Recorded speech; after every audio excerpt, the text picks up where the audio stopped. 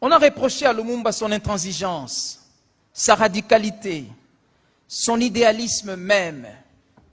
Mais depuis que lui et d'autres Africains de sa race ont été assassinés, les autres dirigeants, les traîtres pour tout dire, que le colonisateur nous a choisis, n'ont fait que tourner l'Afrique en bourrique.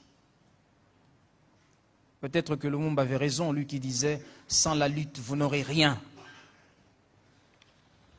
Aujourd'hui, la Chine s'est lancée à la conquête de l'Afrique. La Chine sait pertinemment bien ce qu'elle veut.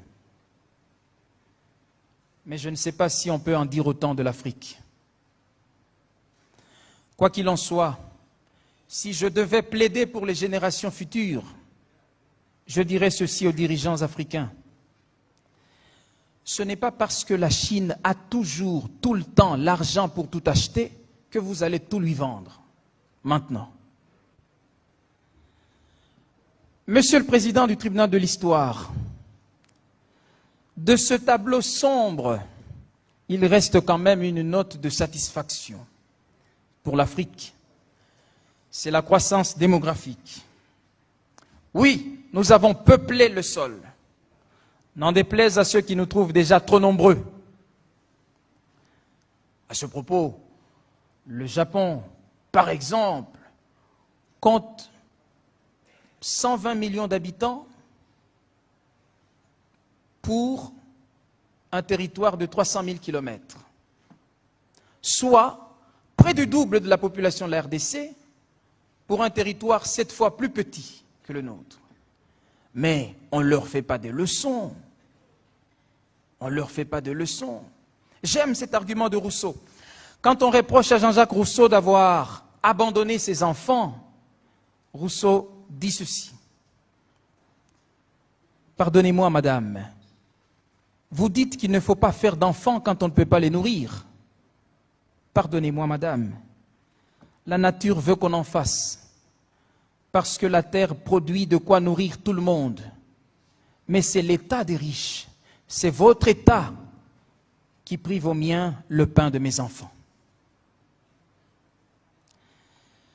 Monsieur le Président du tribunal de l'histoire, un mot pour finir.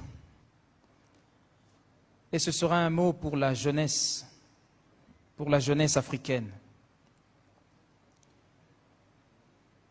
Chers camarades,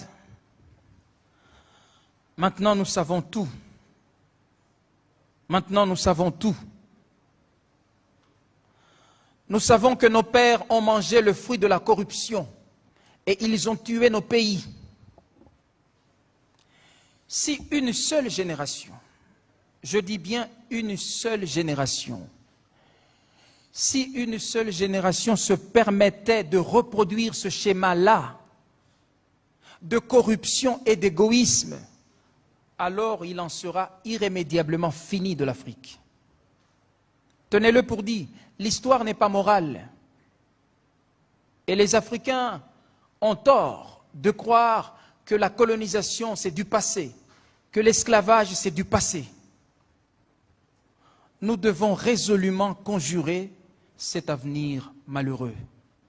La tâche est dure, oui, dure, rude, dure. Mais vous savez, c'est quand la route est dure que les durs se mettent en route. Je n'aime pas une jeunesse qui s'enivre tout le temps. Je n'aime pas une jeunesse qui danse tout le temps. Je n'aime pas une jeunesse qui prie tout le temps. Je n'aime pas une jeunesse qui démissionne et qui part mourir loin, là-bas, dans la mer. Non, l'Afrique veut que nous l'habitions.